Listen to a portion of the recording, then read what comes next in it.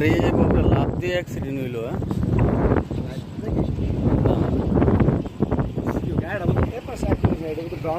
গাড়ি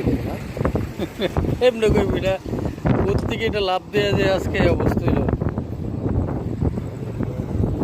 doctor slip তো আমিও তো পাইতেছি না কোন জায়গায় স্লিপ কোনো স্লিপ পাইতেছি না গাড়িটা আবার কোথাও কোনো গাড়িটা